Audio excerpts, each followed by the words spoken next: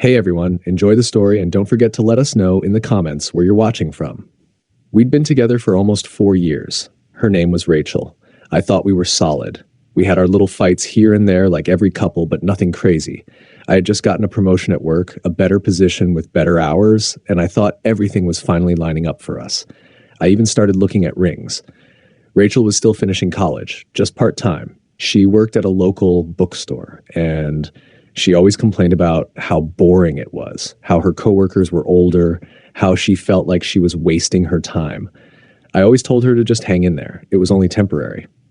About 2 months before everything fell apart, she started talking about this new group she joined at school, some volunteer thing for community projects, helping organize events, doing food drives, stuff like that. I thought it was good for her. It got her out, gave her something to do besides work and homework. She mentioned a few names here and there. One that kept coming up was Dylan. At first, I didn't think much about it. She made it sound harmless. Dylan's just super organized. Dylan's good at leading meetings. Dylan's funny, you know how it goes. Then she started getting weird about her phone. Always flipping it face down when we were together, keeping it on silent, taking it with her even when she just went to the kitchen. I noticed, but I didn't say anything at first. I didn't want to seem like the crazy, jealous boyfriend. One Saturday, she told me she had an all-day event with her volunteer group. She said they were helping set up a local fair and wouldn't be home till late. Cool, whatever. I had some work to catch up on anyway. Around 7 p.m., I texted her just asking how it was going. No answer. 9 p.m., I tried calling. Straight to voicemail. Midnight, still nothing. When she finally stumbled in around 1:30 a.m., her hair was messed up, her clothes were all wrinkled, and she smelled like beer and cheap cologne. I wasn't an idiot. I asked her what happened. She said they went to get drinks after the event. She lost track of time. She was slurring her words a little, trying to act normal. I didn't push too hard that night because honestly, I didn't want to hear what I already knew. The next morning, she acted like nothing happened.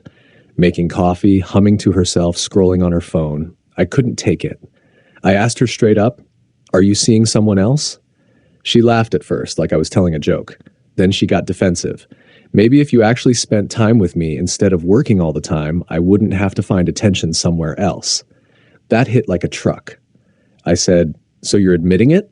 She shrugged. I didn't say that. But her eyes gave it away. She couldn't even look at me. I pressed again. She finally snapped, said she made a mistake with Dylan, that it just happened, that she was drunk and didn't mean for it to go that far. I packed a bag that afternoon and left for my brother's house. She blew up my phone the whole night. Messages bouncing between angry and apologetic. 1 second saying it was my fault for being distant. Next second crying about how she didn't want to lose me. I didn't answer. 2 days later, she showed up at my brother's, uninvited, started banging on the door like a crazy person. My brother answered and told her to leave. She cried and screamed on the porch. Neighbors peeked out their windows. I stood there watching her through the blinds, feeling absolutely nothing. A few hours later, she sent me this huge paragraph saying she only did it because she was lonely and needed to feel wanted. She still wouldn't fully admit she cheated. She kept calling it a mistake, like it just magically happened. It wasn't just a drunk accident either. Turns out they'd been texting for weeks. Late night talks, studying together, sharing songs, inside jokes, the whole thing. I found out because she forgot to delete one thread off her iCloud. Dylan telling her he wished she was in his bed instead of mine. Her telling him maybe someday soon. Maybe someday soon. While I was out working extra shifts to save for our future, I blocked her everywhere after that. Took her off everything. I even called my old landlord and moved back into my tiny one-bedroom from when I was single. I didn't want any reminders of her. Funny thing is, even after all that, her last text to me said, "I still don't think I did anything wrong. You left me alone too much." Like somehow it was my fault she couldn't keep her legs closed. After blocking Rachel, I started trying to piece my life back together. New apartment, old furniture, same job, but everything felt different.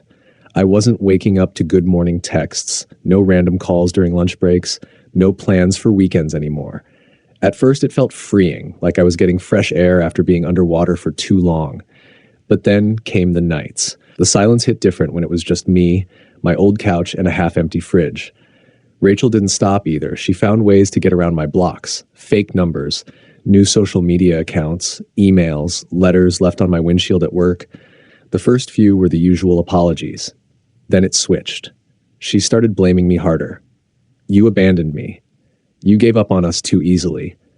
I made one mistake and you're acting like I'm the villain. It was insane. I didn't even respond anymore. There was no point. One night around 11 p.m., I heard loud banging on my apartment door. At first, I thought it was a neighbor having an emergency. Nope, it was Rachel, standing there crying her eyes out. I didn't let her in. I just cracked the door a little and asked what she wanted. She begged me to talk. Said she missed me. Said Dylan didn't mean anything. Said she was drunk. Said it was just one night. I stayed calm. Told her to leave.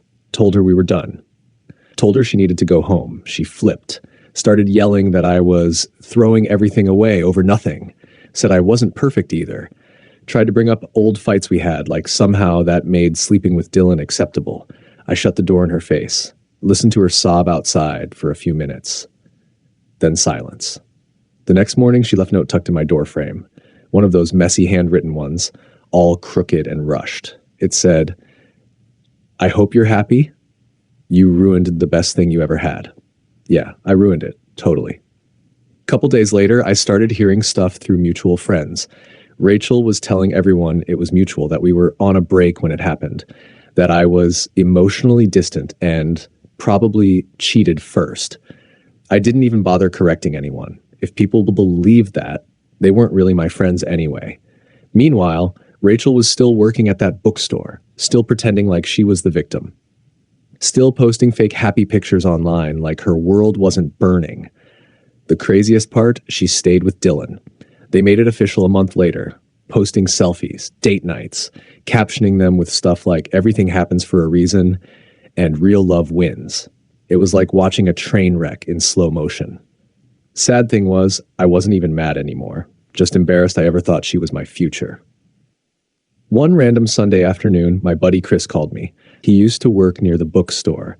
Said he saw Rachel and Dylan arguing in the parking lot, like full-on screaming at each other. Dylan shoved her hand away when she tried to grab him. She started crying. He got in his car and peeled out, leaving her standing there. Apparently, Dylan had been seeing another girl behind Rachel's back, a freshman from their volunteer group, the same way he started sneaking around with Rachel when she was with me. Go figure. I didn't feel bad for her, not even a little bit. She made her choices. She lit the fire and sat there watching it burn. I moved on, started focusing on myself, hit the gym again, picked up old hobbies, took some weekend trips, did stuff I hadn't made time for when I was busy trying to build a future with someone who didn't even care. Funny how life works. When you're with the wrong person, everything feels like an uphill battle. When you're not, it feels like breathing again. Rachel tried reaching out one last time about 3 months later, an email, saying she missed me, saying she learned her lesson, saying maybe we could start over. I didn't even open it. I just clicked delete. Gone. Some things don't deserve a second chance, especially when they never took responsibility the first time.